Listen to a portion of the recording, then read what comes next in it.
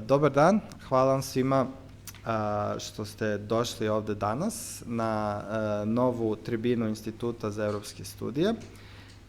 Prvi uvodni deo će biti na srpskom, potom ćemo brzo preći na engleski. Tribina će biti na engleskom. Sa nama je danas profesor Martin Chung sa Baptističkog univerziteta u Hong Kongu, gde ja imam trenutno čast da boravim kao postdoktorant ovih godinu dana. Izuzetno mi je drago da je profesor ovde sa nama. Kasnije ću ga predstaviti i na engleskom jeziku, ali pre nego što to učinim, daću uvodnu reč direktoru, profesoru Zečeviću. Izvolite, direktore. Hvala vam, naravno, što ste danas došli i na ovaj događaj. Vidim neke izvan instituta koji su bili na ova prethodna dva, tako da hvala vam što pratite aktivnosti našeg instituta. Danas nam je gost, kao što je kolega Јовица rekao, Martin Chung, profesor sa Baptističkog univerziteta u Hong Kongu. Dear Professor, thank you to be here today with us in the Institute of the European Studies. We are very glad to host you these days in Belgrade because you are a researcher who dealing with peace making, and you know that Europe is the continent who need really peace, and the most important peaceful project was the creation of European communities and the European Union. But also we have peace problems, peace issues in Great Britain. With you're also researching about that in the Northern Ireland. And now Professor Chung is also interested with relations between Croatia and Serbia, and Croatian and Serbian people, which is maybe the most important issue here in this region of Southeast Europe. That's why we're very, very glad to have you today with us. And also because Hong Kong is related to the Europe with the British dominance in this region of the world and presence in Hong Kong until 1997. Okay, I will give the floor to Јовица and also to you just a few moments. Next. Thank you, Professor Zečević. So now in English, Professor Chung, thank you very much for coming all the way from Hong Kong to join us in Belgrade here today. We are very honored to have you. I will give a short introduction to your talk and then I will give you the word. So Martin and I have known each other for, let's say, almost a year now, and it has been an exceptional honor and a privilege to work together with him on a project which is based on reconciliation studies.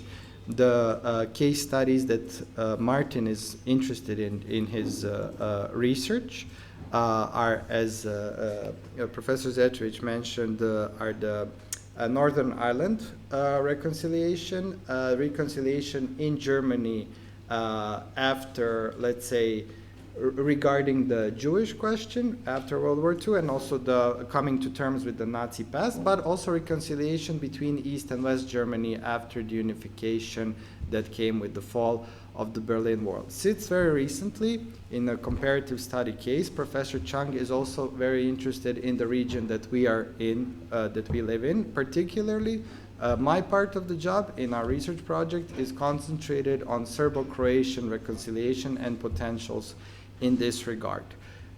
Going back to Professor Chung himself, he has a PhD from the University of Hong Kong, and for the past 12 years, if I'm not mistaken, has been teaching at the Baptist University of Hong Kong, where he teaches, among other things, British politics, peace studies, and such subjects. Not to take any further time, I'm very glad to give the word over to him.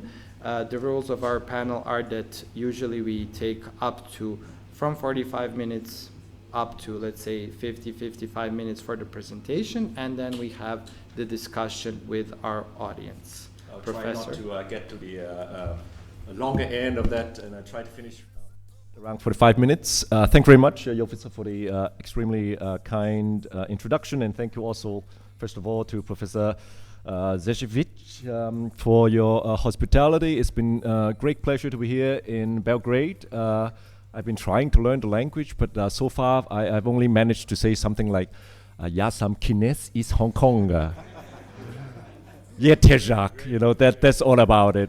So sorry about that, but I would be very interested to learn further about language and culture. That's my basic entry into any conflict situation. For me, learning about how people explain or talk about their experience is very important for my research. So today will I be able to, yeah. We'll be talking a bit about my research on political reconciliation, and admittedly I'm no expert on Southeast Europe. This is where I would like to become one, hopefully in a few years. But comparative political reconciliation has brought me all the way from Hong Kong to Belgrade, and this is the topic that I would like to share with the esteemed colleagues at IES this afternoon.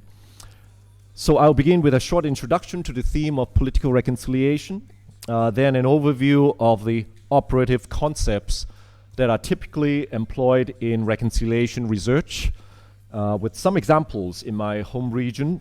It is here that I would perhaps first have a little disagreement with our host today, my host, Professor ЗЕЧЕВИси, that here, you know, you need peace. I think we need peace more. You know, East Asia thinking about the potential of war and potential scale of war that would take place. I think I'm probably right when I say I have more fear, you know, than people around here.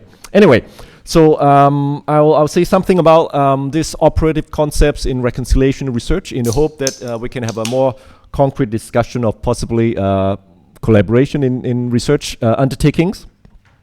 Before coming to the current comparative project that Dr. Pavlovici and I are working on, with a special focus on the role of religious actors and ideas as a research agenda, including my recent observations in Zagreb.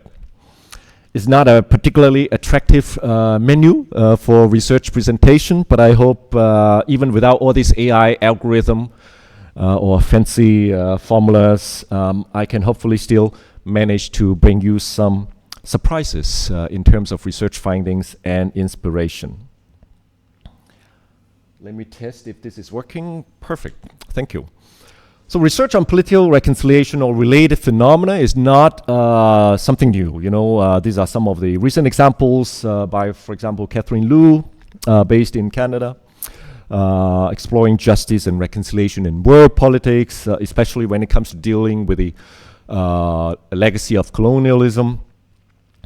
And also my good friend Professor Yang Da-Qing, who is a historian of Japan actually, but has been involved a lot for I think probably more than 2 decades in what we call historical conversations or dialogues between China and Japan, China, Japan, Korea, to explore some of the difficult issues surrounding, let's say, atrocities, numbers of victims, you know, very difficult to resolve kind of issues.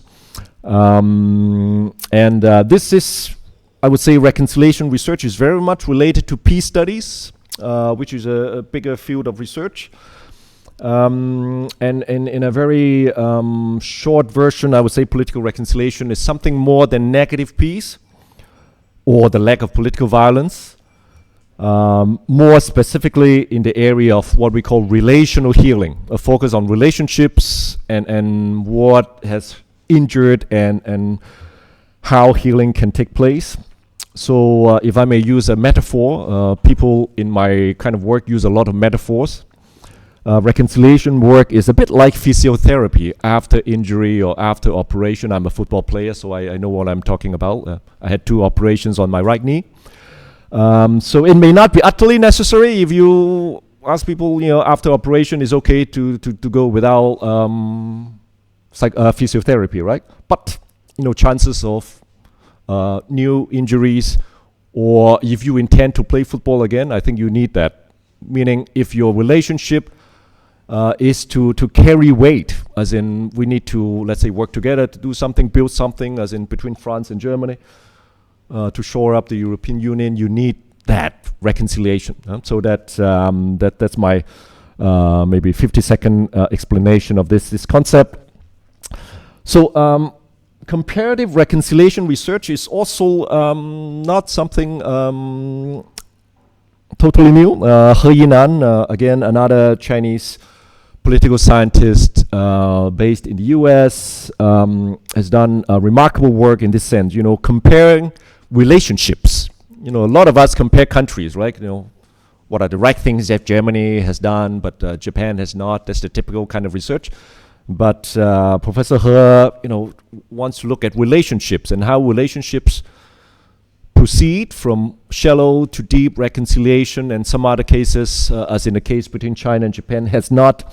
I think that comparative angle really sheds a lot of light in terms of differences compared to if we just compare particular countries, because reconciliation happen within relationships and not just what particular partners do or fail to do.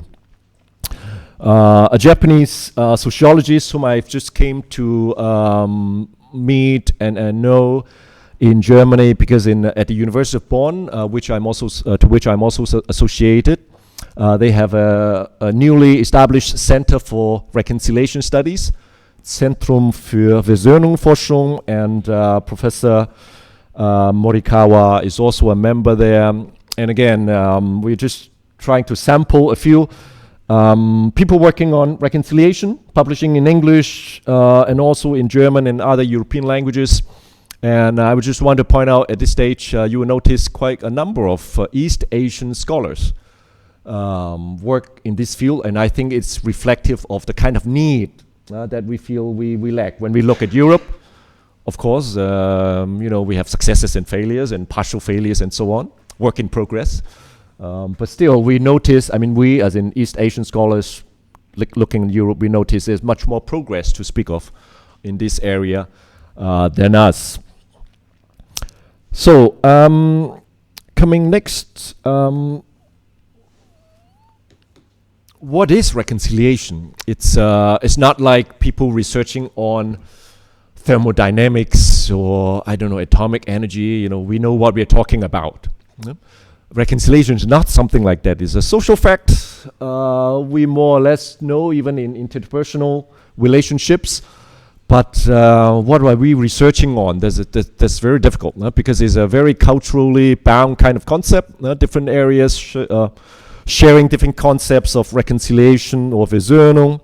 Wincheres in Irish, they have different connotations, which means for different groups having had conflict or atrocities between them, trying to emerge from that memory or hurt, will need to base on something common in order to emerge from that relationship. And in this sense, I'm learning in this area, what does it mean to achieve pomirenie, or reconciliation. Sorry for my pronunciation.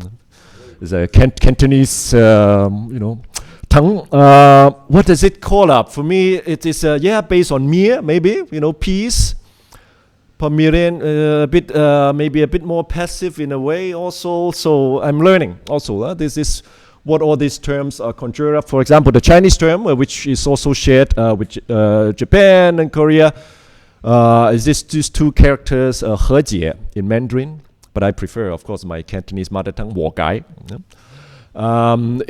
Again, war is peace, so it's very common in different cultures. But gai is a little different. It can mean 理解 or understanding, but it can also mean untying, 解开. So in fact, I think that's the key term in this concept, because for us, when people have problems in the past, we say they have knots in their heart that needs untying. Before untying, they can't work together. They can't see eye to eye, and they can't even stay in the same room. So this untying is how we understand reconciliation in a very crude sense. And sometimes I think in reconciliation research we also have the consensus it's not so much about defining reconciliation as in what are the operative narratives, stories. I think I'm speaking in a Christian culture or Christianized culture. There are particular stories attached to this concept, the prodigal son, maybe between Israel and Esau, that sort of story that help people understand what it means to be reconciled.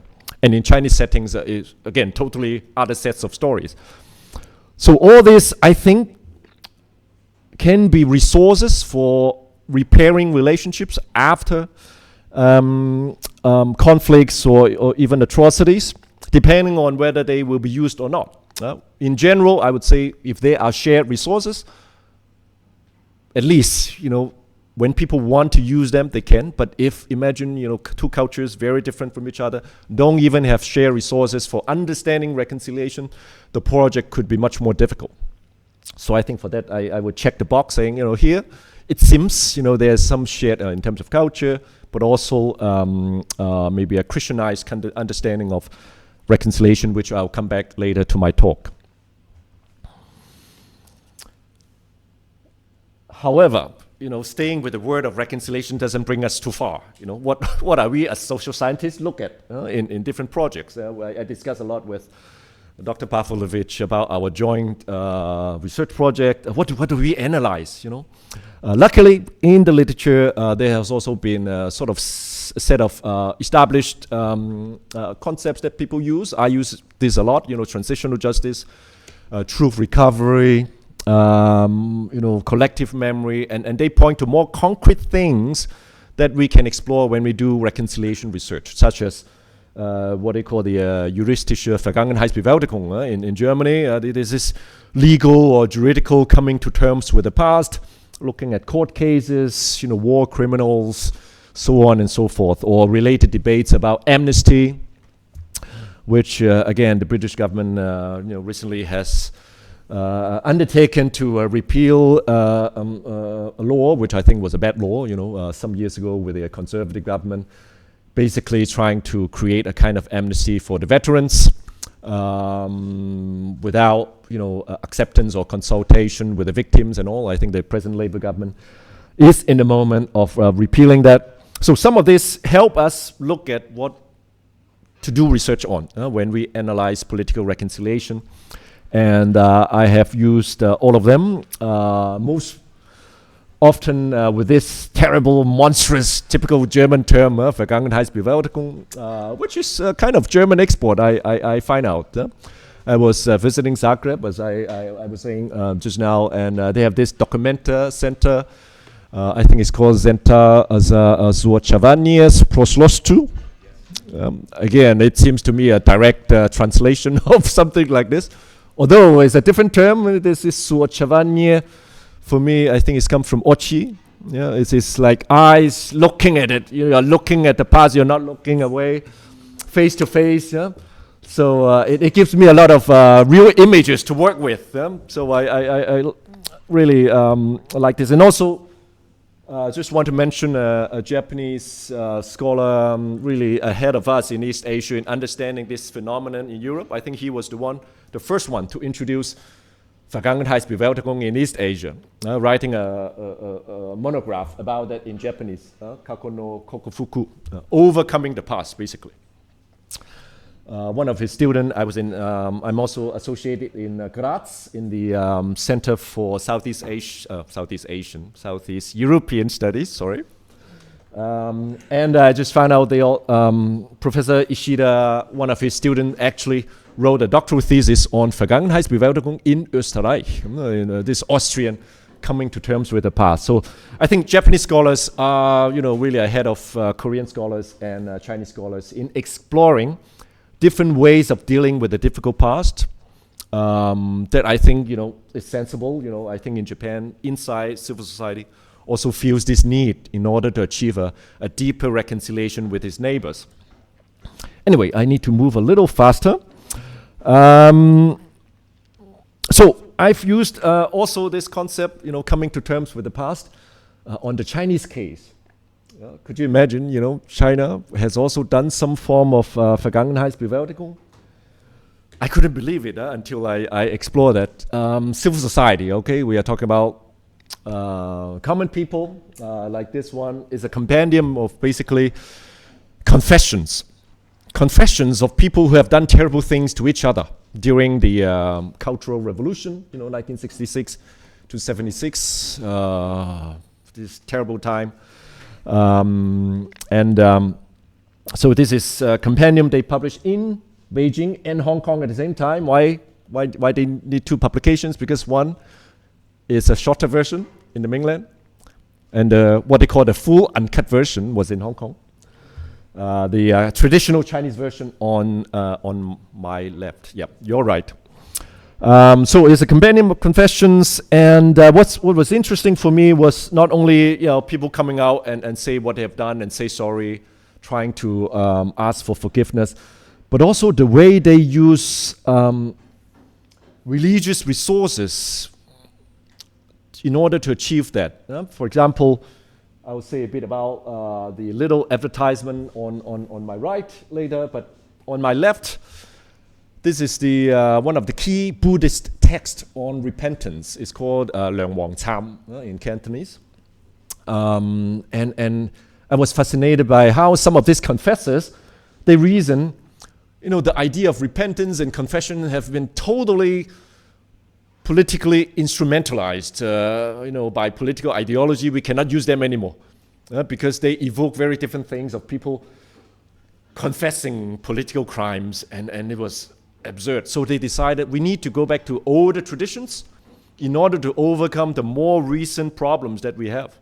I find it a fascinating example of what collective memory scholars call, tapping into cultural memory in order to deal with problems in communicative memory or more recent memory. And I think in East Asia, without knowing all this, memory workers or reconciliation workers actually do that. So drawing from this mnemonic energy from cultural memory of, in this case, more than probably millennia, in order to deal with contemporary political problems. So religion is one of these typical cultural mnemonic sources that I'm interested in studying. And coming back to Europe, I also tend to focus on this as well. Just before I forget, on my right, I promised to explain that little advertisement there. This compendium of confessions of former Red Guards started with this little advertisement that they published. I think this one was 2013, so more than 10 years ago now. I think it's by one of these well-known Chinese professors talking about when I was a student.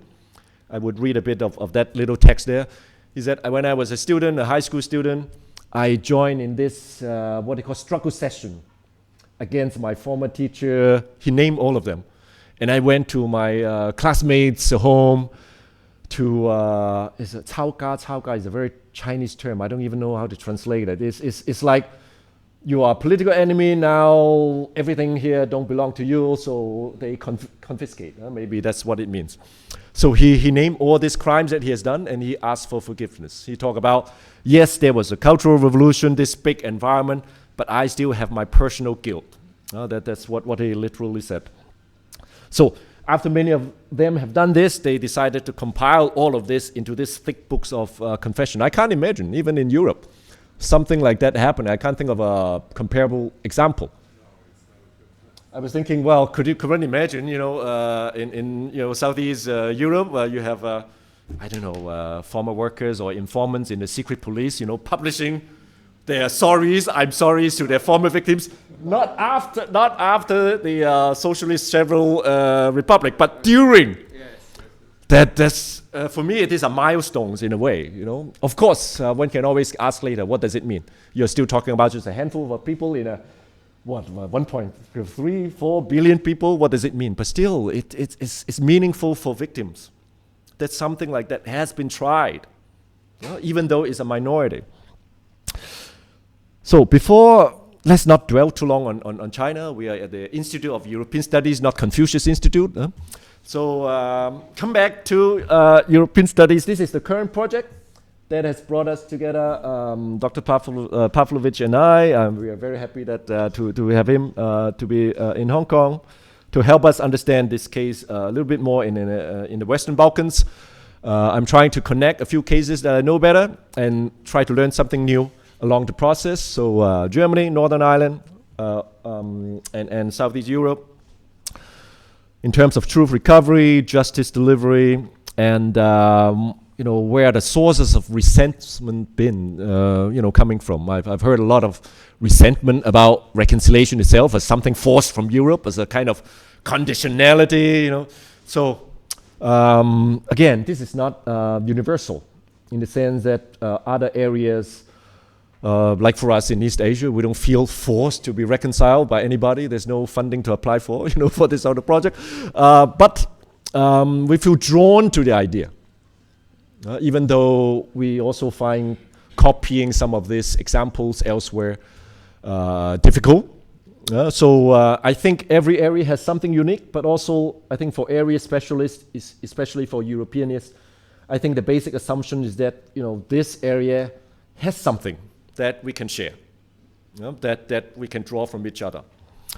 So this is work in progress. The German case, looking at the Stasi-Unterlagen or the Stasi records, that part has been published as an article called Normalization of Memory in Reunified Germany.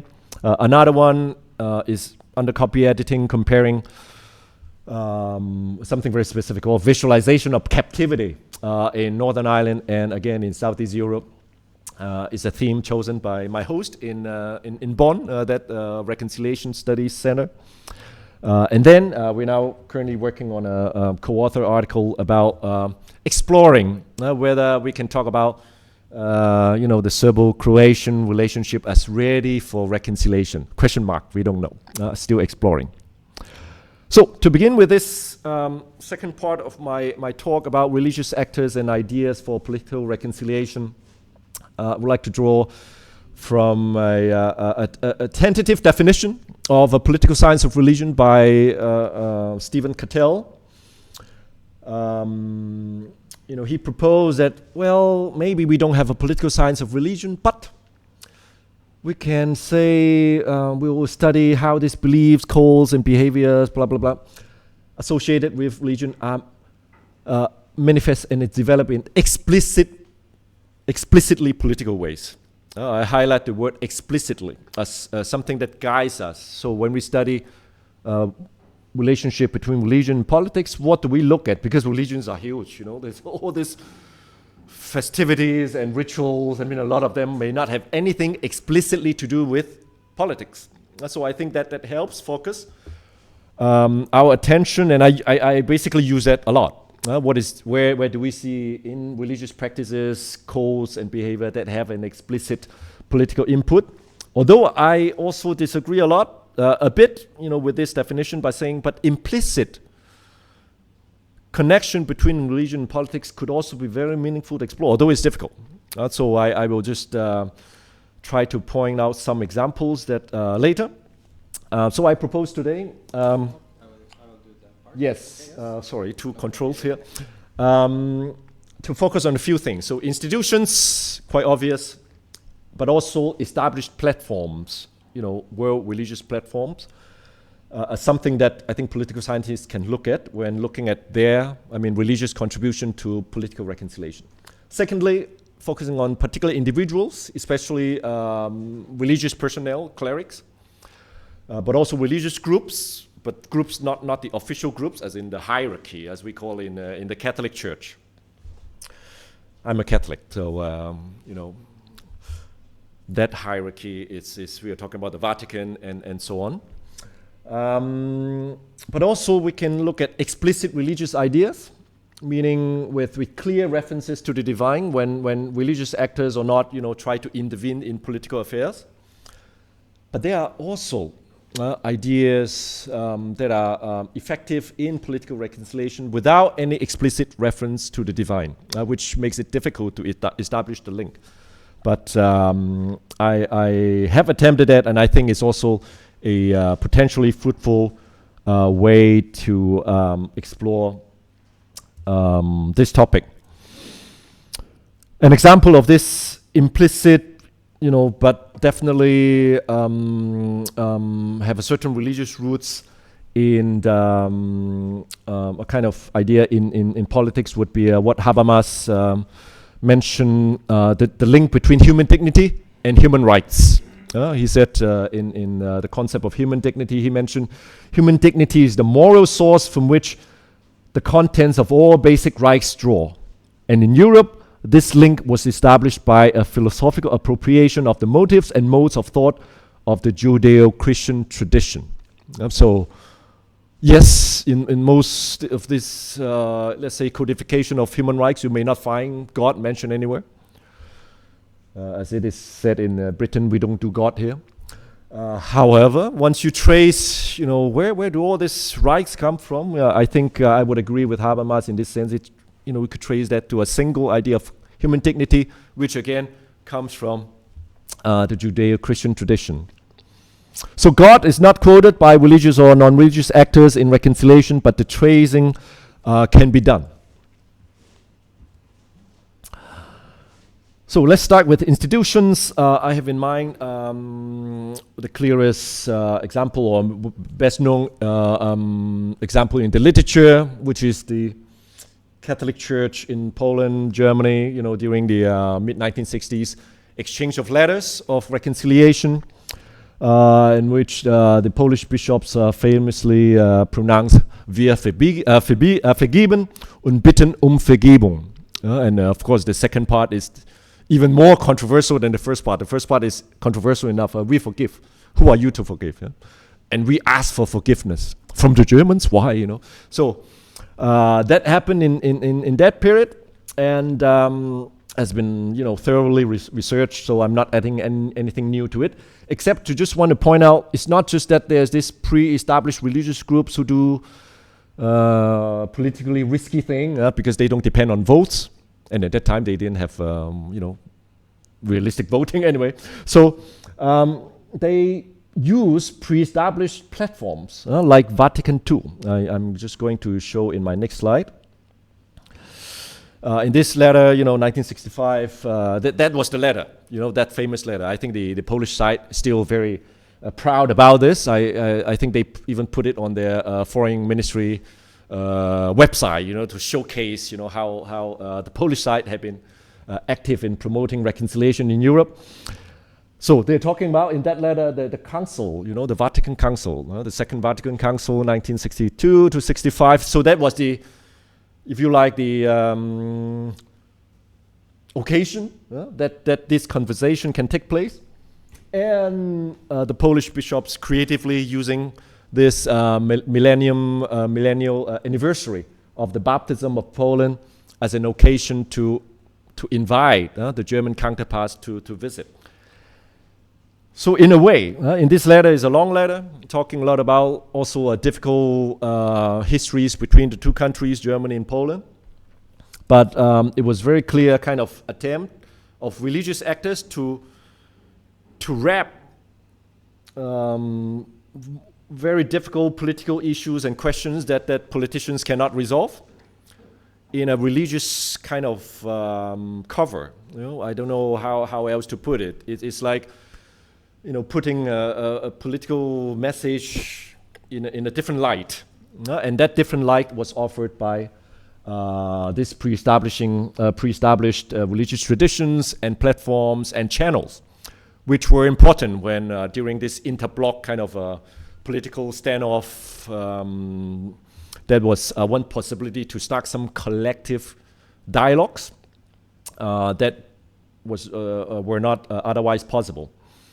So I would say, yes, Willy Brandt, he, that famous Kniefall in Warsaw, 1970, was a kind of iconic symbol of political apology. But he basically credited the churches was ahead of politics, when it comes to achieving reconciliation. And I would say, yes, that was possible because there was this roles for these bishops to walk. The walk, of course, still courageous, was still difficult. But if there was some kind of platforms for them to meet and so on, even those steps would not be possible. And I think that was the handicap in, especially in East Asia, where we don't have that, you know.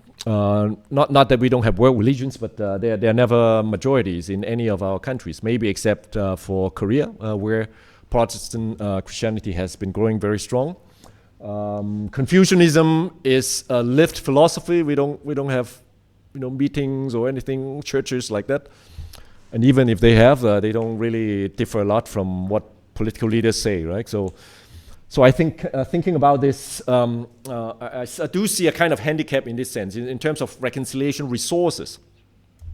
Not to mention the readiness to take the difficult walk. So about individual and groups, just quickly, there are many of this, especially in the case of Northern Ireland, this interchurch group for faith and politics, or evangelical contributions to Northern Ireland. At different times they come up because I think they are fed up with the official churches. Yes, what they do, I mean, the official churches, what they do is important and impactful, but it takes a long time for them to do anything. The Catholic Church, for example, would anyone want to wait for Vatican III before we talk about Serbo-Croatian reconciliation? Probably not. We don't know when it would take place. Or the next papal visit. Again, when is it going to be? So the unofficial groups try to fill these gaps because official churches, you know, they're like elephants, walk too slowly. And individual Protestant Catholics in Northern Ireland is like, you know, let's move faster. So they issue different publications, hold discussions to challenge political thoughts or mindsets that they feel are very damaging for intercommunal relationships. Like I just want to point at one of these examples published by Econi, this evangelical. So Protestants publishing something, challenging a particularly pernicious, in the view, Protestant way of looking at politics and faith. They call it "For God and His Glory Alone." You know, the name itself doesn't tell us much. Why is that special, right? Because within Protestant, you know, unionist communities, especially for this infamous paramilitary group called the UVF, the Ulster Volunteer Force, you can see in their logo this red hand, and signifying Ulster, and their slogan, "For God and Ulster." So it's a kind of merging of nationalism and religion together. You know, you're fighting for Ulster, you're fighting for God, something like that. You're dying for Ulster, you're dying for God. You know, and this unofficial evangelical or Protestant group saying, no, this is wrong. You know, for us it's just for God alone. You know, that's it. You know, they even, you know, put a red hand and try to point out the difference. So at different times, I think these groups, these individuals, stand out to challenge what they perceive as problematic, you know, hurtful ways of thinking, and I think again difficult to judge what kind of impact they've had, but still very meaningful for the other side. That, well, at least some people over there are doing something. Just also before I forget, Father Alec Ray, a very different way of doing things in conflict situation. For people like Alec Ray, they think, well, yes, these groups, what they're doing are fine, but it's not enough if you just stand there when communities are fighting, you just stand there and judge them and condemn them, you know. This is ungodly, this is blasphemous, this is idolatrous. I mean, they would just shut off and say, you know, churches are irrelevant. So for him, he think, well, we also need to do under the radar kind of mediation. So I try to characterize in one of my writings, you have the prophetic actions, prophetic as in coming out and challenge, that's wrong, and also pastoral approaches to peace building, which is, I don't really challenge you, but I try to create conditions for dialogue that were not there. So Alec Ray was instrumental in creating this internal Republican nationalist dialogue that was also difficult because there were Catholic communities who reject violence, reject political violence, and there was no way for the other side was saying, without violence, you know, Brits won't listen to us. You know, so it's like fundamentally different way of looking at how to end the colonial situation. But people like Father Alec Ray try to work behind the scenes. So I need to again move a little faster. Yeah, for Ray, yeah, I one time I was so attracted by his way of looking at the relationship between church and state that I published a short essay on what I call his theology of his political theology of facilitated dialogue. So he used a lot of Christian symbols and scripture to contextualize, merge scripture and reality in Northern Ireland, which was under conflict, during the Troubles in the second half of the 20th century. And this is one of his typical ways, the word has become flesh. Yes, this from, I think, John, right? The Gospel of John. But in Northern Ireland and lives in the midst of it, And he said, I don't belong to any political party, but I represent the next one who's going to die. So basically, not saying not just because I'm a Catholic, I'm a nationalist, I would be on the SDLP or Sinn Féin side. No, I represent the next one who's going to die. So I think that shows pretty well that transnational nature of world religions as something that can also transcend nationalism. Anyway, so this is some of these examples of individuals and groups overtly working with either religious identity or religious ideas. But there are also ideas being used by people who are not usually identified as religious people, like Fritz Bauer. Fritz Bauer, for those who don't know him, is an instrumental figure in post-war Germany to try to deal with juridical coming to terms with the past. According to his own definition, what it means is for not only for Germans to sit there and being judged by the Allies, by the victors, but Germans sitting in judgment over themselves. And that's what he calls, coming to terms with the past. So he was instrumental in that because he was the Attorney General in Hesse for a time and initializing or giving the impulse to start what is called the Frankfurt Auschwitz trials in the 1960s. And so he wasn't looked at as a religious, particularly religious person. He himself would say, I'm not religious. But if you look at his writings, if you look at his explanation of what he was trying to do, he employed a lot of biblical metaphors. Just now what I was talking about, this is key relationships in the shared scripture to explain what he was trying to do, why he was arguing against what he called loveless judging during the Nazi era, but also afterwards. So I think it can be done, even with people who or actors in transitional justice, in other areas of reconciliation work. It's still possible to try to associate when such association is there, between the so-called secular and religious attempts at reconciliation.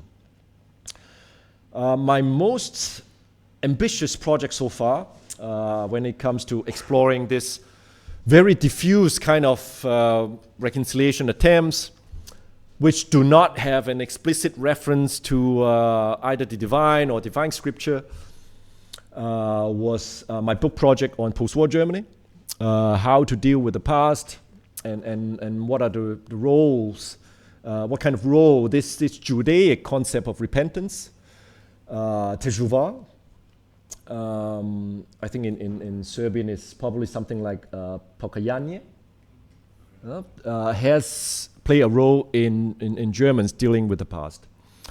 It was difficult to do. I probably won't do it again. It's trying to first come up with a theology of teshuvah, understanding within Judaism, and try to identify and link with the history of coming to terms with the past,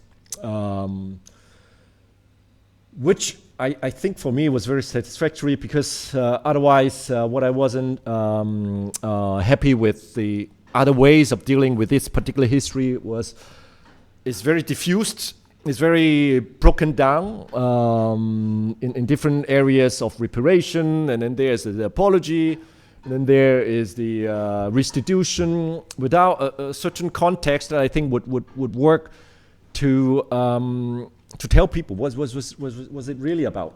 So that was my previous project, and now I'm working on my habilitation, as they call it.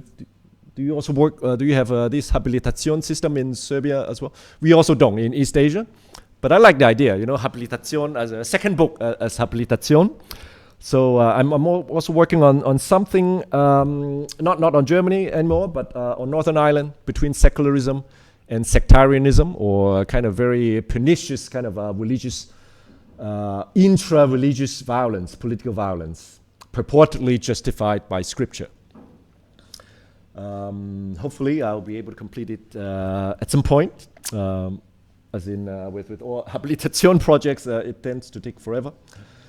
So my last comments with the or sharing with the explicit ideas on political explicit, not in the sense that parental guidance is needed, but with a positive reference to the divine. Okay, I think the most successful one definitely has to be John Paul Lederach's conceptualization of reconciliation as the meeting point of truth, mercy, justice, and peace. It has been so impactful. So he's a scholar on peace studies with a Mennonite tradition, so also Protestant Christian kind of tradition. But he was observing in Nicaragua in the 1980s how people do mediation. And then he was struck how this particular scripture, Psalm 85, this verse was used again and again.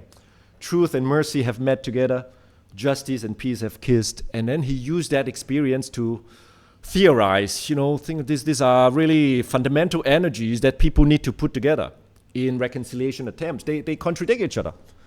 At times one tends to, totally overwhelm the other. How much we have experienced, I'm sure here as well, talks about, let's not dig too deep into the past, otherwise peace will be jeopardized. Let's have some amnesty, otherwise, we can't go on. So he was able, Lederach was able to really convincingly conceptualize reconciliation as, combining this, or managing the tension of these four fundamental social forces. And while visiting Zagreb a couple of weeks ago, I wasn't expecting it. I might have a bit of a Lederachian moment in the sense that I'm sort of seeing, wow, how religious ideas could actually be used in authentic situations when people try to overcome or deal with, particularly difficult way of remembering.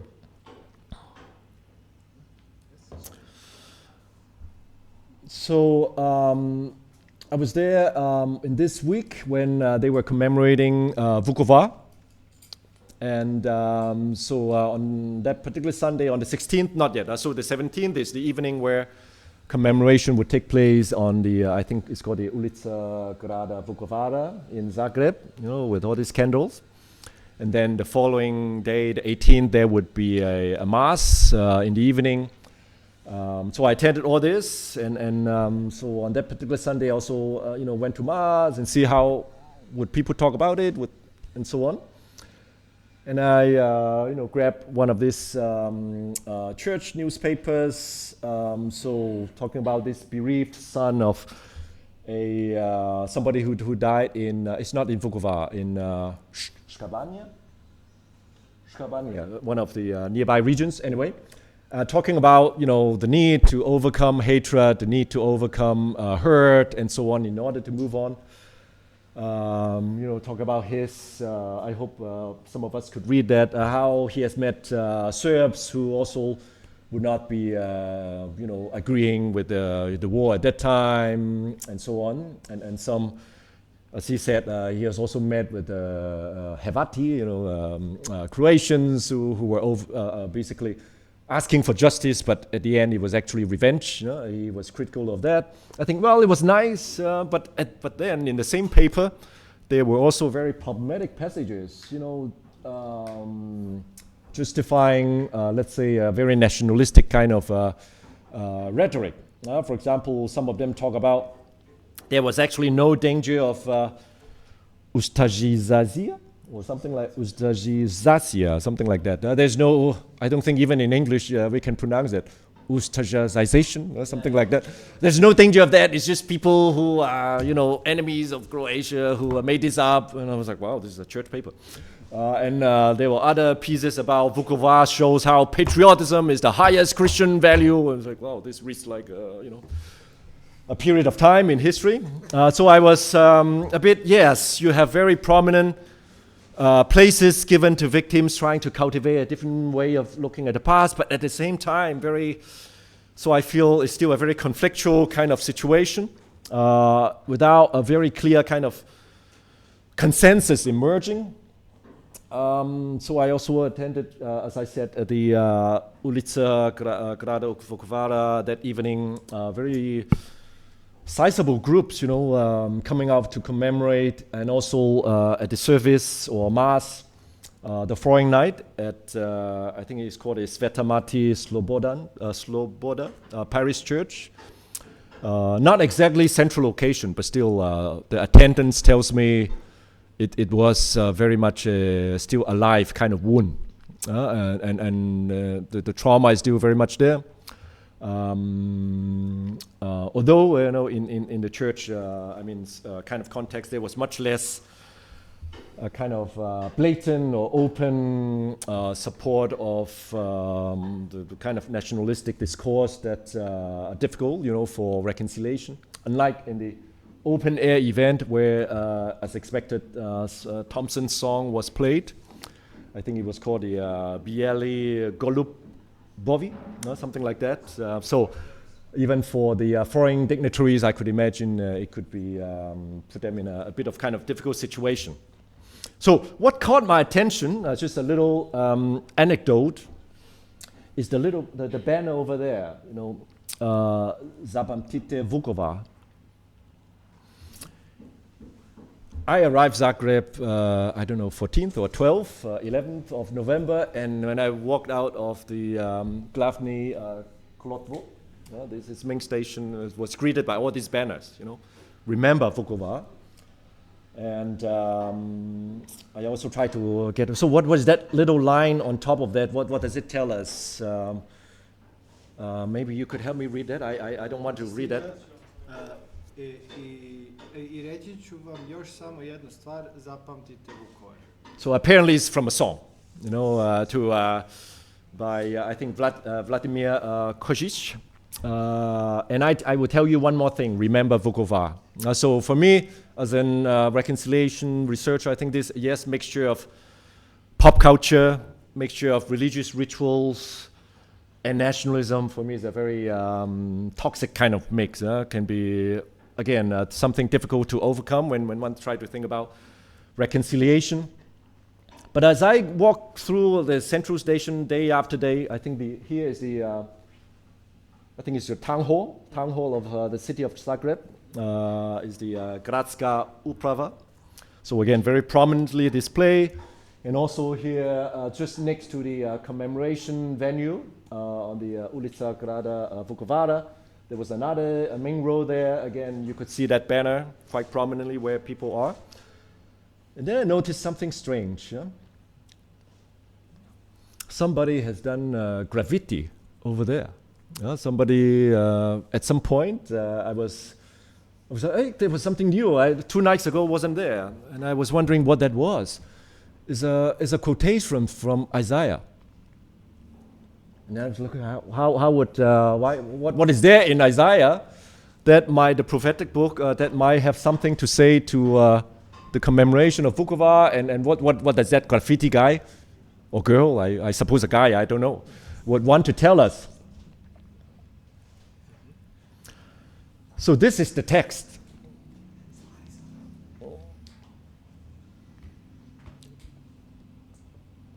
Again, I would not venture to read it out, but in English it would be something like, do not remember the former things, nor consider the things of old.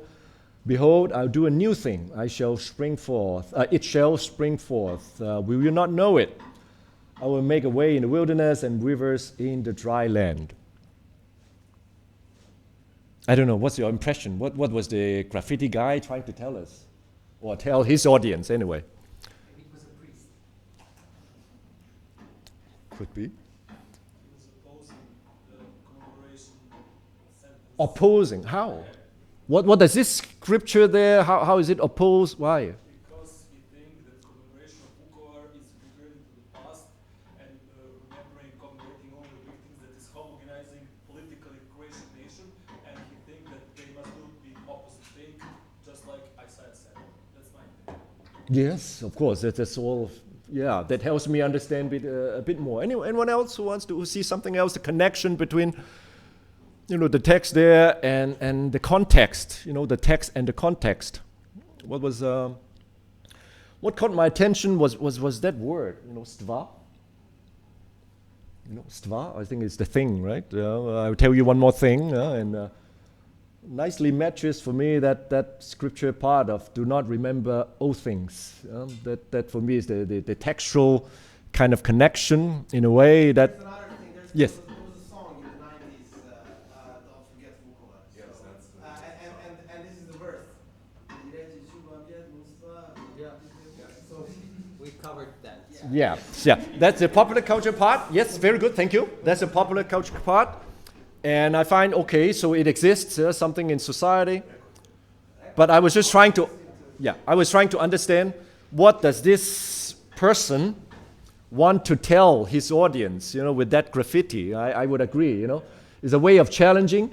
It's a way of challenging, also trying to make connection, because it's not something, for me what was interesting is not something simple like love your enemy or forgive and forget, not something like that. Yeah, maybe true, but also tried, because overly used.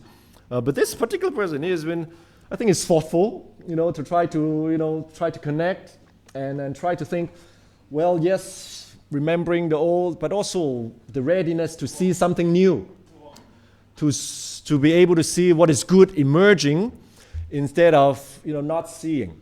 So I think that's one little way of course, is an anecdote. One cannot even write an article based on an anecdote, but I think it shows me probably this is maybe a tip of an iceberg, maybe, meaning things that like this don't just happen, as an accident. Maybe there's a deeper, let's say, opposition from a religious viewpoint, opposition to a way of remembering that they also find unhealthy, unhelpful.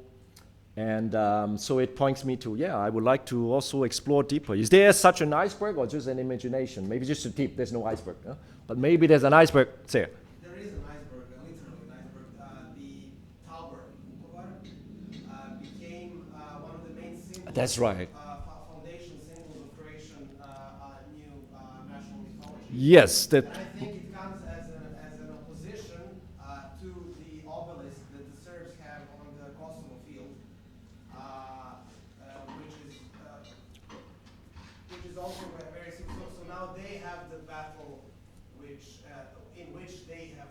So it's basically mimicking, because the Serbian mythology says that we have lost the battle, but in this realm, the earthly kingdom, but for heavenly kingdom. So the same thing is for Croatia, for Croatians, for Vukovar, because they lost Vukovar in their national imagination, but that was the fundament for the future victory, and I think that basically they were mimicking it, and I think that symbol is a copy paste from Serbian mythology. It's copy paste from American Remember Alone. Yeah, as well. Yep, we can already try to think of, where's the borrowing happening and so on. And I have no idea who would have done such thing. I don't think it would be one of the cultural minorities, because it would be really totally dangerous to try something like this, especially in a kind of an atmosphere that we were talking about in recent times. So. Yes, probably not an old guide also, because probably wouldn't be able to run very fast. But anyway, that's not my point. My point is maybe there's something more below to explore, where you have religious actors and ideas also actively challenging problematic or even toxic kind of nationalistic memory. Because the son of this bereaved son of somebody who, a soldier who fell in that conflict, in a longer interview, he was also mentioning something like, my father's sacrifice should be a seed for something new. In that sense, it's not in that context. I can say it's not that new is not about a new country, independent and so on, beautiful and so on, but something new in terms of relationship. So I think maybe there's something to find there. I need to conclude. So my question is, yes, I also observe something similar, although it's not this kind of action, but what I call a theological overlay, to create something on top of national or political memory through religious lens in order to come up with a different set of attitudes and actions. I think maybe something to observe here as well. My question is only, how might comparable religious expressions or intervention on the Serbian side, how might that have looked like? For remembering maybe the victims of Jasenovac, Gospic, I don't know. So if there's any hints that where I should go in the coming week or so in Serbia, would be very happy to explore.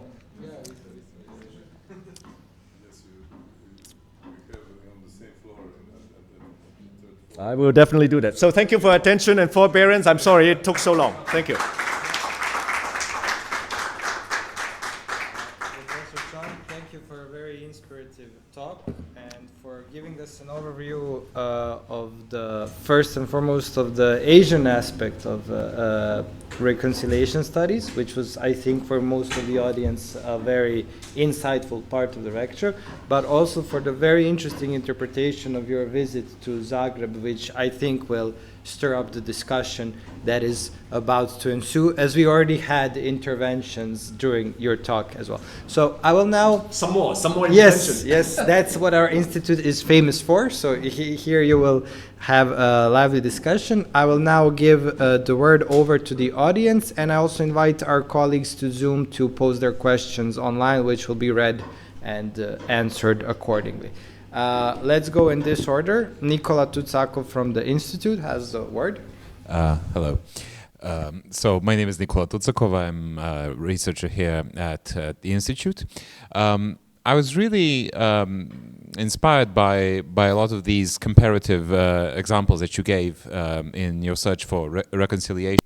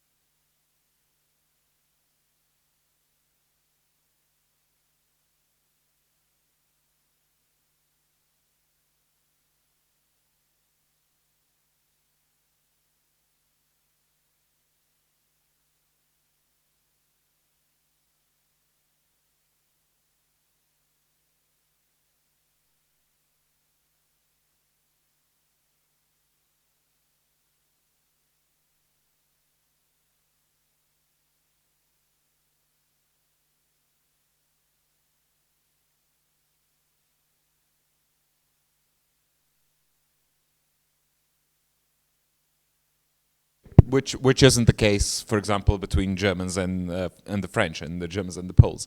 So my question is, in both analytically and practically, is it worth pursuing these efforts more locally, focusing on researching them as they happen locally, and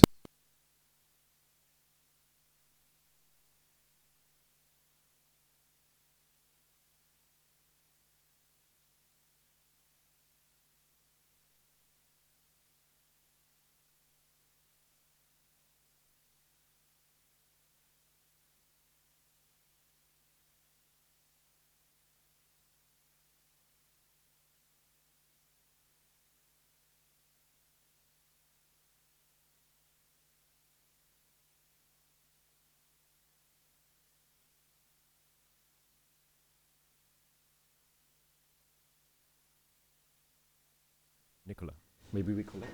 No, we usually go one. Okay, by one. then one by one. Yep, no problem. Follow the convention. Thank you for the very thoughtful question about the possible, or very often actually, as you rightly pointed out, this local initiatives, maybe at times gearing more towards openness to reconciliation or a critical, self-critical way of looking at the past, whereas at the national level, because of legitimation needs and other political needs, you might have a more antagonistic position.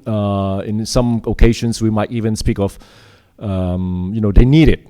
As we say in East Asia, at some point, the Communist Party and the LDP in Japan, they're the best friends. They shore up each other's, support.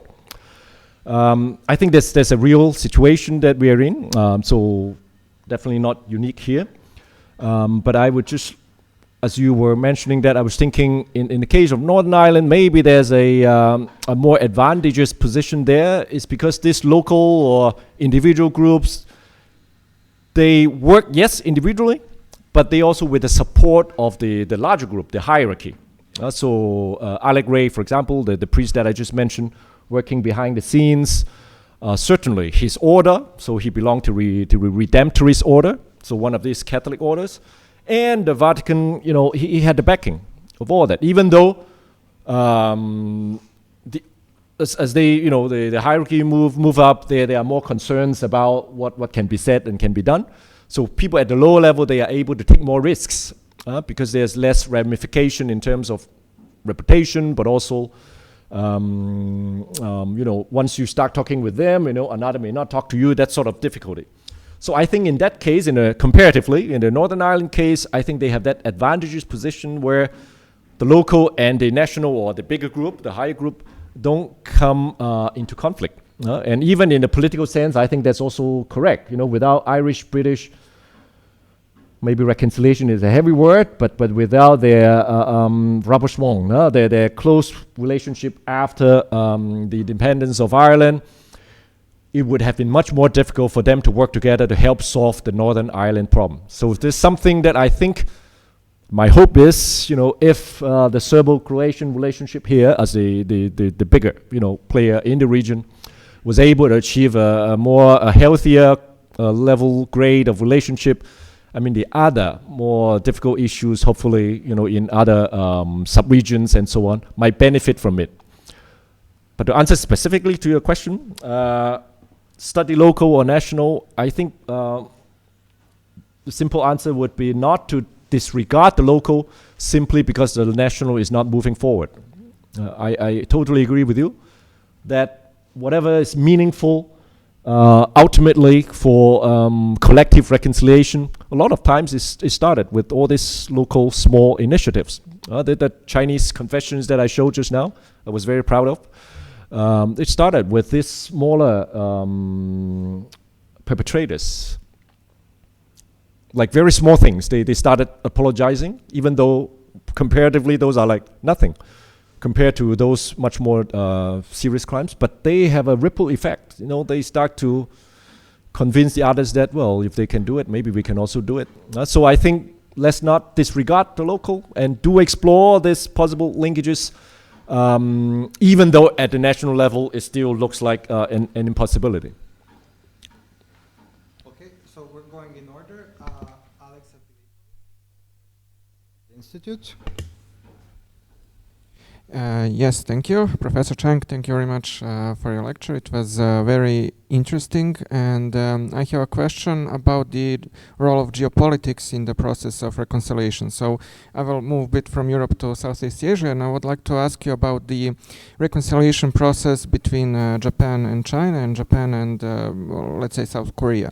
So my question is the following. We all know about, there's no other word saying, but genocidal policies and activities of Japan against the people of China and Korea during the Second World War. Well, yes, during the Japan occupation of.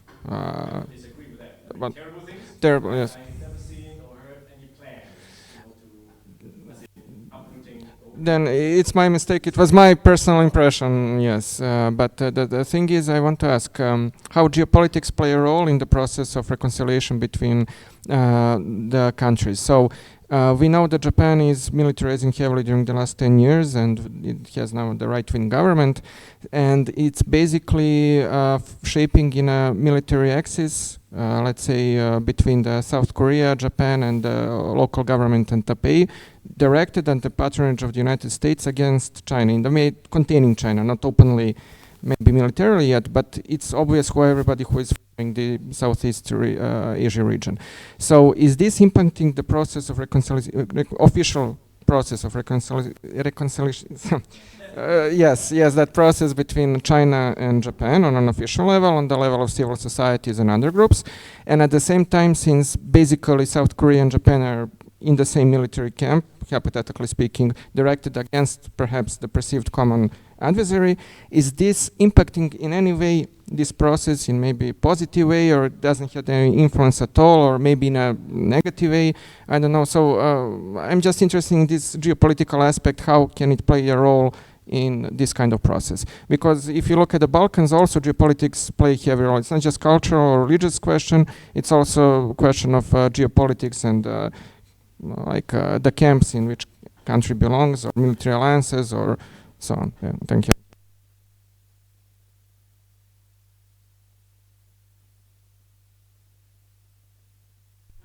Sorry to interrupt you, because it's a point that with my students, I also try to argue this point. A lot of times we have something we call in German Opferkonkurrenz, victims competition, as in, the Jewish victims have received this or that recognition. We should also have that. So there's a lot of attempts to say we also have a Holocaust. Iris Cheng's well-known book, The Rape of Nanking, subtitle, The Forgotten Holocaust in East Asia.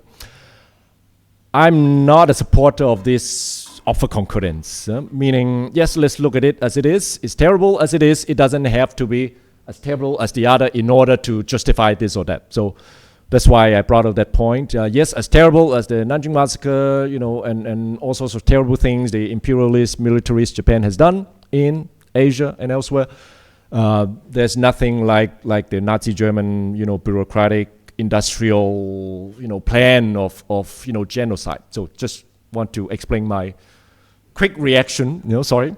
Geopolitics, of course, they play a role, and for the longest time, reconciliation studies in East Asia doesn't have even to begin. Why? Because everything is explained. Cold War, different camp. In Europe, Germany, France, same camp. It explains everything. I think it's intellectual laziness. And it's precisely the kind of work of Professor He Yinan that I just showed at some point. If I may go back to, sorry, if it's not there. Anyway, in Search for Reconciliation.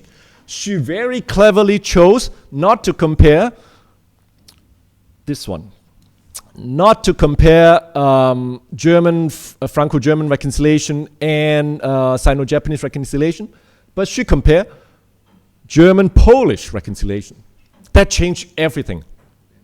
That changed every basic logic of it, because, why even in this different camp scenario, there has been some achievement. She called a shallow reconciliation, but still it is reconciliation, or a subtype of reconciliation, if you like, rather than, thank you. And I think that's helpful. So choosing who and which relational pair to compare, point to very different explanatory paths. And it doesn't mean that geopolitics don't play a role, but it doesn't explain everything. That's, I think, the starting point of maybe our understanding, and the case you mentioned proved very well. Japan, Korea, yes, same, let's say, defense needs vis-a-vis North Korea, and let's call it China. But what do we see? There are still official attempts to try to, let's close the chapter on the comfort women compensation issue. Civil society wasn't happy. They're democracies, of course. It's not something that, because the great leader has achieved, and happy, we should embrace that. No. So civil society in that sense was pushing, politicians to do more. And I think in democratic systems, definitely reconciliation work can go much deeper than in non-democratic systems. From the European movement in Serbia, an NGO dedicated to Serbian-European integrations. Thank you. Thank you. Let me firstly thank you, Professor Chung, for your wonderful presentation. It's something very close to my heart. I'm doing a PhD in international relations and focusing on peace studies and reconciliation. Oh. And interestingly, my mentor Tepšić told me, Uroš, you should not do reconciliation anymore, it doesn't work in the Balkans, and I do it in spite of him. Allow me also to thank Dr. Pavlović for organizing this and Professor ЗЕЧЕВИис for having these panels open to the public in his institute. You mentioned the East Asian situation.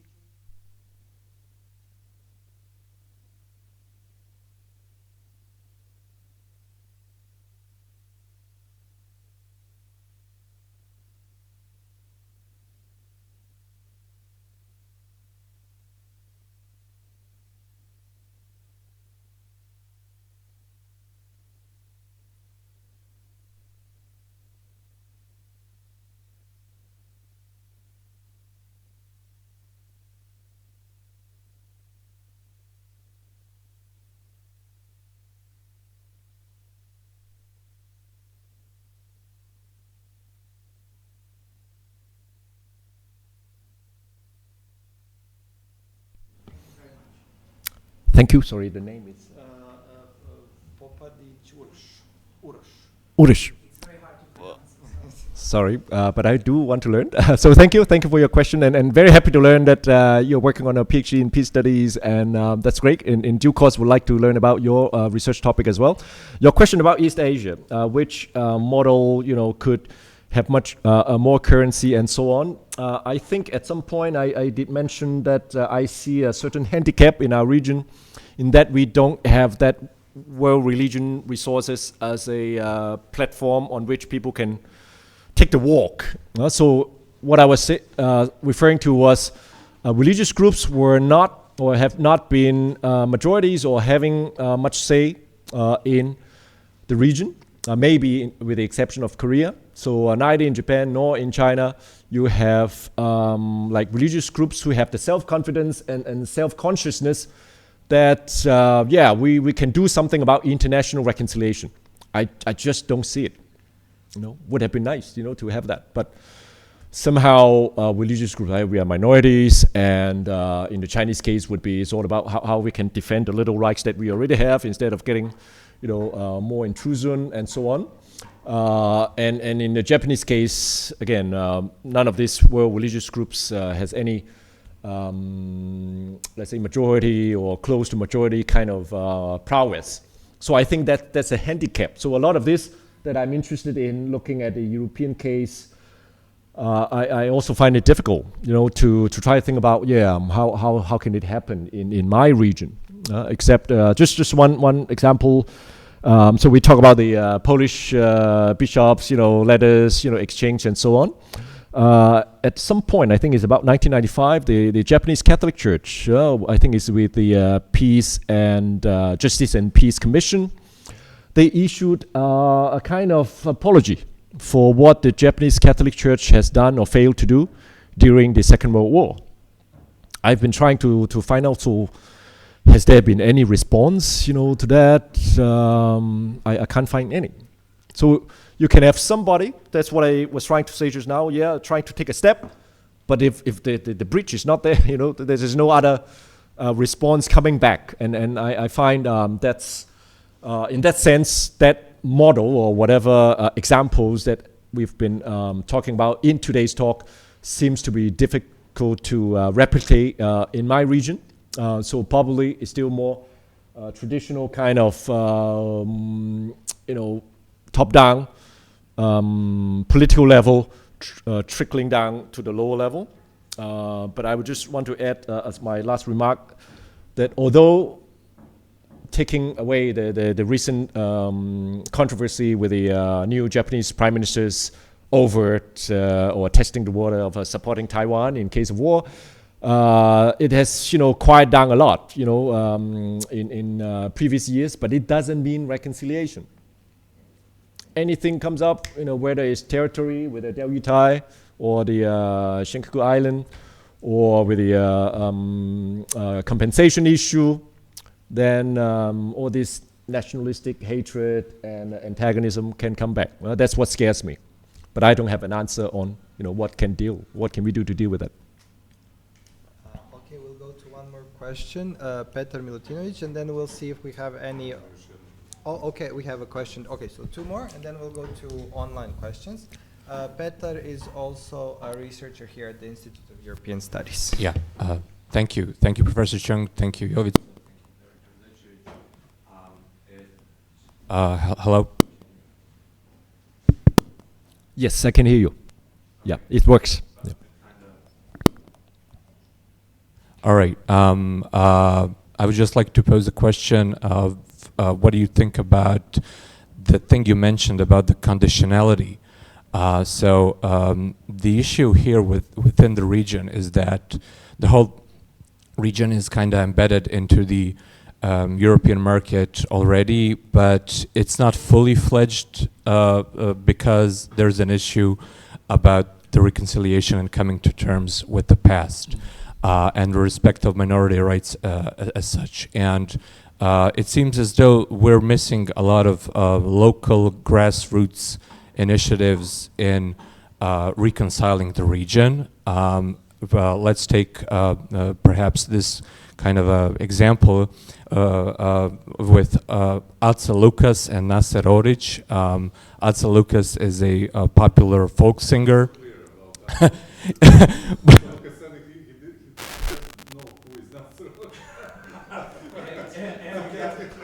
you have Nasser Oric on the other side, which is the Bangladesh side, not Croatian. Okay. The issue now is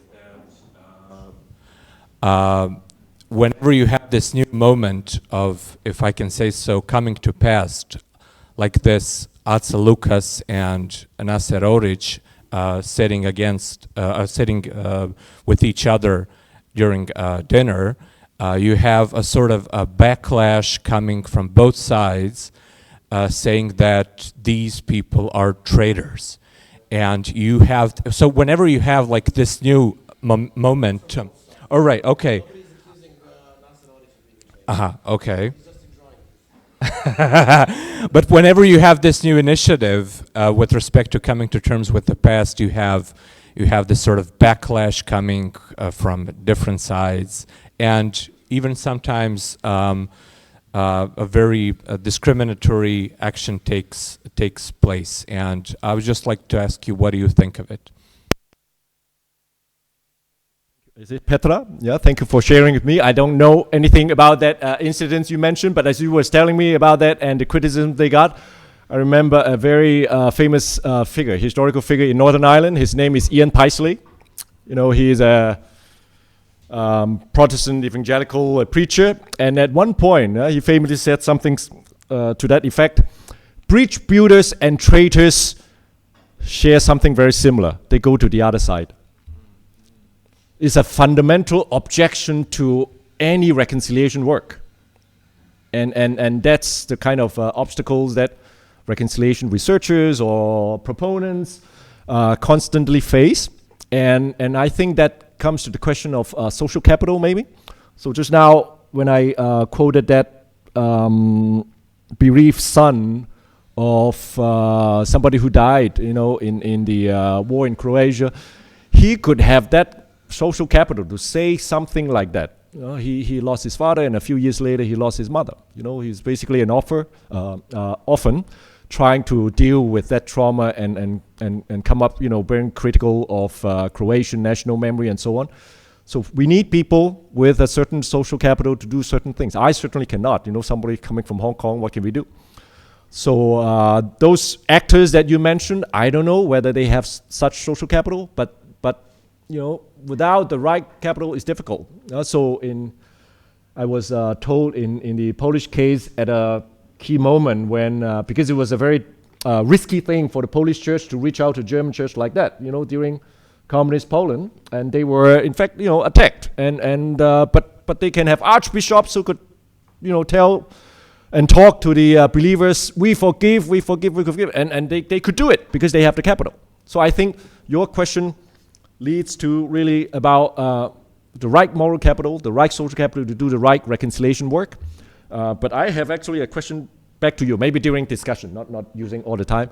Where is that conditionality of reconciliation coming from the EU? Is this something that is being that brings more, let's say, that is more counterproductive than productive. That's something I want to learn during my trip here, because I think yes, supporting reconciliation is a good thing, but making it a condition when others don't have that condition, that could create negativity. So that's something later maybe I would like to learn from you. Thank you. Hvala. Predstavite se samo, pošto nažalost ne znam vaše ime.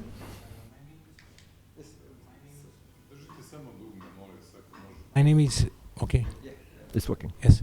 Veljko Đumić, I am not a member of Institute for Political Study, but thanks for this to follow your activity. I was ex-Air Force officer and military diplomacy also in Italy. You work in Croatia and Serbia, and I have one information. First Chinaman in Yugoslavia, Chung I think, finished his life as Chinese Jewish family in Yugoslavia. Is it true that it is the first Chinaman in Yugoslavia? I'm very sorry to disappoint you. Jovic, sorry to mispronouncing your name. I'm very sorry to disappoint you. I do know nothing about it, and I would be very interested to learn if that is true, and especially about Chinese Jewish links, because there's also been a lot of attention about China, wartime, China as a kind of refuge, for Jewish refugees who were turned down elsewhere. Although lately, I think, if I may, extend a little from your question that you just mentioned, what has been worrying also is this rising anti-Semitism, in connection with the war in Gaza, also in China.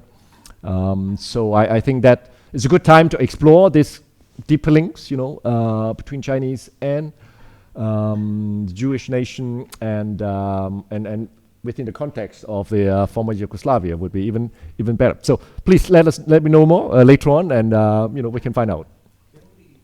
He finished, and his family finished his life in Yugoslavia during Second World War. We have a Holocaust in Croatia and in Serbia, Staro Samište, Old Samište. And also this, he was the first Chinaman in ex-Yugoslavia. Aha, interesting. Thank you. For that information. Thank you. Stevan Gajic, a researcher here at the Institute of European Studies. Thank you. Thanks for the inspirational speech. I must say that I'm an anthropological pessimist when it comes to the question of reconciliation. And I think that reconciliation is very conditioned by certain events. It is definitely possible, but not because governments of foreign countries will provide some funds for summer schools about reconciliation and all that. Because I've personally been to many of those, and this never solved anything. It's good for tourism and food experience, but it really doesn't do much. Especially, it is very cynical when we talk about the EU, knowing the, I would say, majority opinion of people in Serbia is that EU was one of the main actors that actually brought Yugoslavia to such a state in the first place. That the first political decision of united Germany was breaking with Yugoslavia, which many see as a historical revanche of Germany and Austria against the Serbs. But this is not the question. I think it's very interesting that you mentioned the Irish case. And recently we have seen events of abrupt reconciliation between the Roman Catholics and Protestants in face of what they both see as foreign invasion. So they are against the influx or migration policies of their countries. Especially they're very much hostile to the Muslim population that is coming to Ireland, both North and Republic of Ireland. So there were riots in which you had joint forces of Protestants and Roman Catholics. And I see something similar may be happening here because, in Yugoslav space, because there were already hints about that. In Croatia, there is a huge growing population of foreign workers, which creates tension. However, so far, Croats did not figure out another way to protest against governmental policies, so they chant against the Serbs, who have nothing to do with the whole story. Or they go to nationalist concerts of famous, you probably know about Mark Pepper's Thompson, famous pro-Ustaša singer. But the thing is that at the same time, the ruling party in Croatia and Serbia are part of the same international in the European Union, European People's Parties, HDZ in Croatia and SNS in Serbia. So in fact, they function as allies on one level, whereas the populations in both countries are increasingly against policies that are very similar in both countries, but they still didn't figure out how to reconcile. So I think that basically these kind of reconciliations is always coming as a result of some other threat. There is a book that I like to cite a lot by Robert Cooper, a British diplomat, who's also involved in the Balkans. A very cynical guy, but a very good read. A book called Breaking of Nations, Order and Chaos in the 21st Century, in which he says that whenever you have a problem between the nations, you should increase the context. And the main example for that for him was the creation of the European Union through first economic cooperation between Germany and France, the steel and coal community, and how it grew. And on the other side, he is giving an example of Soviet Union that once a big union is collapsing, people are retreating towards their national identities, and then you immediately have a security dilemma and the conflicts that follows. So I think that reconciliation in practice can only work in the face of a foreign threat. The simplest example is those that we've seen in Hollywood movies when aliens attack Earth, and you have to gather, Russia. The Chinese working with the Russian. Chinese has to be there. I don't know why. I don't know why. It has to be there. It sells tickets, They always come. Exactly, same thing. So I think that reconciliation does function. Or, for instance, Yeah. the Thank you. fighters in Russian army today, and only 20 years ago there was a bit more a bloody war between Chechens and Russians. So yeah, that's not. Thank you. Yeah, thank you. Is it Stefan? Stefan, yeah, thank you for you raise a lot of interesting things that in view of time, I'll just go to the essentials. First of all, about your pessimism with the reconciliation is entirely fine, This is why our project, that we work on, we call it reconciliation, and it's resentments, when it becomes a pressure, when it becomes a condition, it is counterproductive, and also, so this is what we have been looking at, so great, thank you for bringing this up. But I cannot disagree with you more on the idea that reconciliation is only possible with external threat. In fact, I wouldn't even call it reconciliation. It's a kind of temporary unity, temporary alliance, because any externally oriented kind of quote-unquote reconciliation, it works backwards to whatever relationship that has been created. It never stops there. Meaning, yes, you might have Irish south of the border and Irish north of the border in the island of Ireland in an anti-migrant, Islamophobic protest. But it doesn't mean that between them or among them there are relational healing from which we can say, there's a better flourishing of the both communities because of this. So there's an understanding of reconciliation, I would say, is not purely analytical, but normative. Normative in the sense that it's something good that communities and peoples can grow better out of that relationship, out of that reconciled relationship compared to non-reconciled ones. So in that, based on that, or you know, according to that, any sort of anti, whatever, you know, outward oriented enmity, supported kind of unity or temporary alliance, I wouldn't even call it, you know, reconciliation. So even though it seems that people are coming together and it's fine, and for that I have an example here. You know the AfD, the alternative for Germany. They you know, what they argue for and so on, and they have been, you know, in pains trying to explain themselves. We are not anti-Semitic. We are just, you know, talking about Muslims and so on. But Jewish organizations wouldn't, you know, jump into that because, great, now we have a common enemy, no, and that enemy is really, you know, anti-Semitic. No, because they also know, I mean, the Jewish individuals and communities know that logic never stops there. You know, of this anti-external, it always comes back to us at some point. So, and nobody can benefit from that sort of alliance, you know, as in, I would refer to again a better nourishing or flowering of the relationship. They support Israel all the way when it comes to Gaza. They're actually, I think, militantly pro-Israel. They, as in, AfD. yeah, we know their positions. What I'm just trying to point out is why certain groups and individuals very clearly not choose to join in this sort of temporary alliance because of its toxic nature. That comes back. That's just my point. Okay, we can of course disagree. Yeah,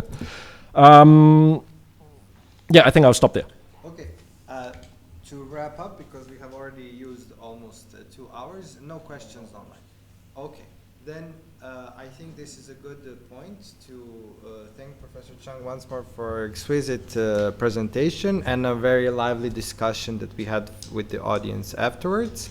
Thank you once more, and I'm glad to have you here in Belgrade. So. Okay. Thank you. And, Thank you. My great honor. Thank you. And final word from Director Zetchevici. We have Yes, it was a very interesting lecture and also the interesting discussion. I think it's interesting to compare, but we didn't have the time. Maybe we will have the time in my office when we will take a drink to compare. It certainly helps. Yes, to compare, for example, the French and German reconciliation with our reconciliation here in between Serbs and Croats. It will be interesting because you have also this element of Nazi state in Germany and Nazi state in Croatia, you know, and the different behavior dealing with that past in Germany and Croatia. But it will be in my office.